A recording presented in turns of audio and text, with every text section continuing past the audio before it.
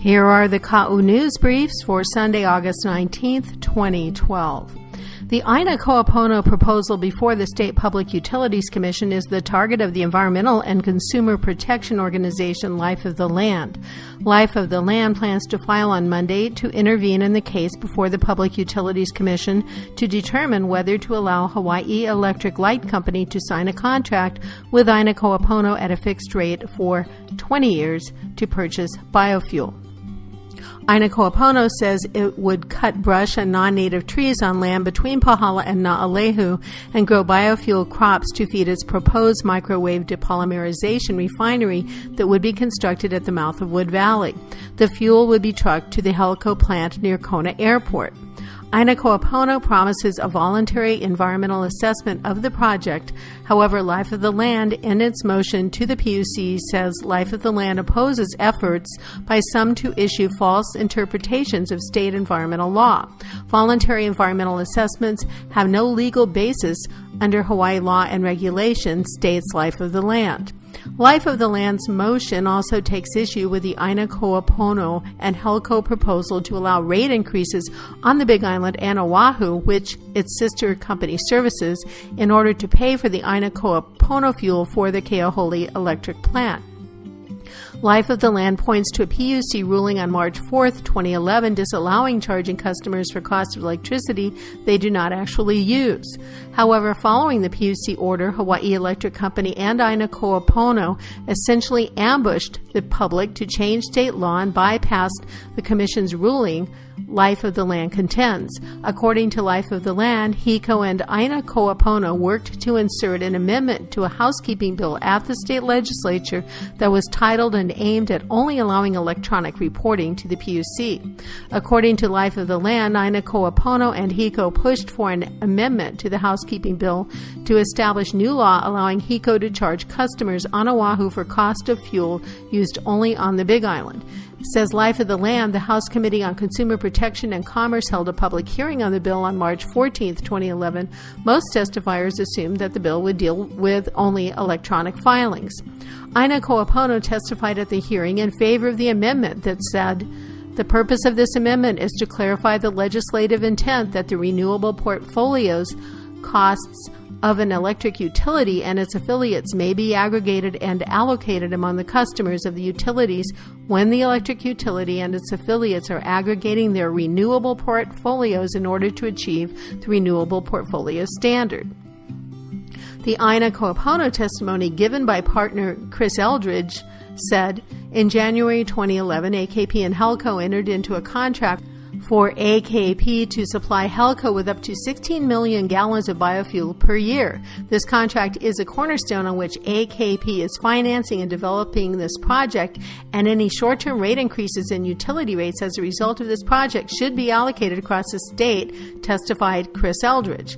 During these tough economic times, he said, the HELCO AKP project and other similar projects offer a way to achieve substantial economic growth at no cost to the state's own coffers, all while helping Hawaii achieve its goals of clean and independent energy, testified Eldridge.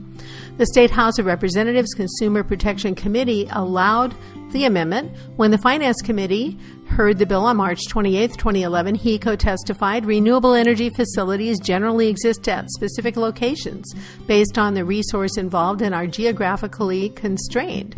Currently, facilities utilizing Hawaii's renewable resources such as geothermal, wind, and biomass are more easily developed and are often only available on the neighbor islands.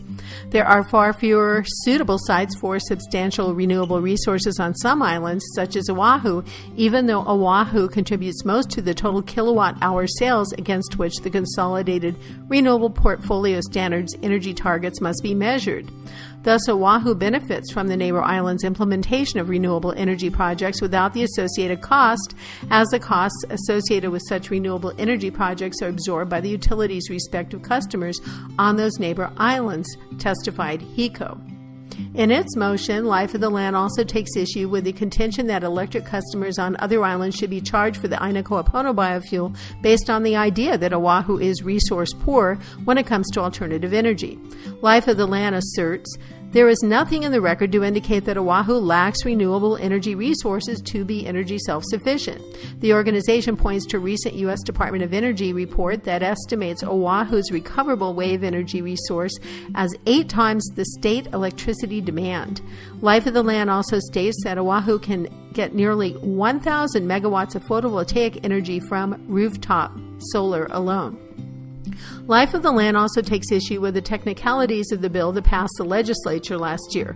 Despite the fact that Hawaii State Constitution Article 3 mandates that each law shall embrace but one subject and that no bill shall become law unless it shall pass 3 readings in each house on separate days, the provision authorizing the Commission to allow HELCO ratepayers to subsidize HELCO ratepayers passed the Senate with a single reading on May 31, 2011.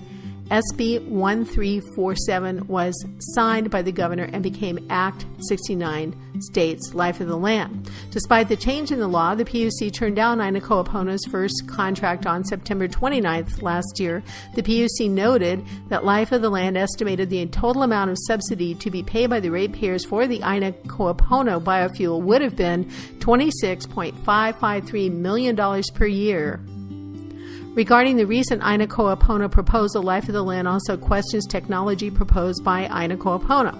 Life of the Land states, AKP enthusiastically believes in its non-commercially tested biofuel process, and Life of the Land points to Aina Ko'opono statements, including, this does not put more carbon into the atmosphere, but it reduces the overall carbon put into the atmosphere. In fact, it's carbon negative, states AKP.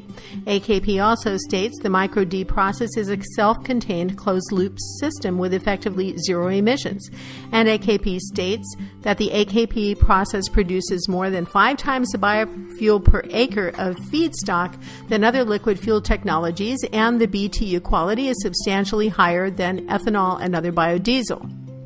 In regard to the overall cost to ratepayers, Life of the Land contends the first HELCO Aina Ko'opono biofuel supply contract was rejected by the Commission in part because it would have been the most expensive fuel contract ever entered into by the HELCO family of utilities.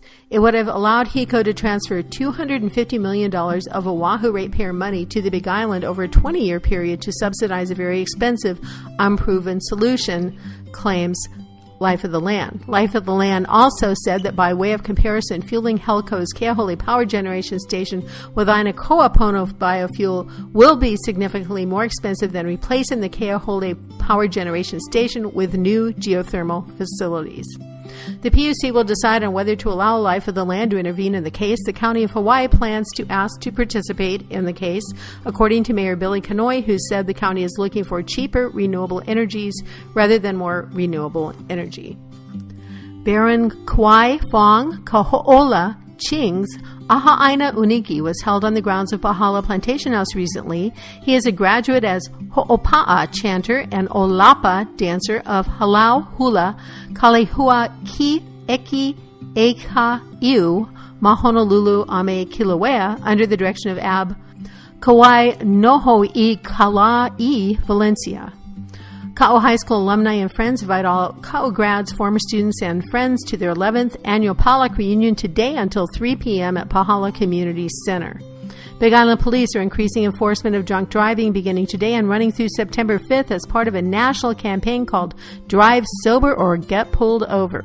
Already this year, Big Island Police have made more than 800 DUI arrests, and 12 of 24 traffic fatalities this year involved drugs, alcohol, or both. Hawaii Police Department holds a community meeting on Tuesday, noon to 2 p.m., Na'alehu Community Center. Public can meet Police Department's command staff and discuss police-related concerns with Police Chief and commanders who oversee police operations in Ka'o. Those interested in participating but unable to attend may email their concerns or comments to copsysop@hawaiipolice.com. For more, call Captain Andrew Burian at 939-2520. These Ka'o News Briefs are brought to you by the Ka'o Calendar newspaper and underwritten by the Edmund C. Olson Trust and Pahala Plantation Cottages. See them at kaonewsbriefs.blogspot.com and support our sponsors at pahalaplantationcottages.com and kaocoffeemill.com.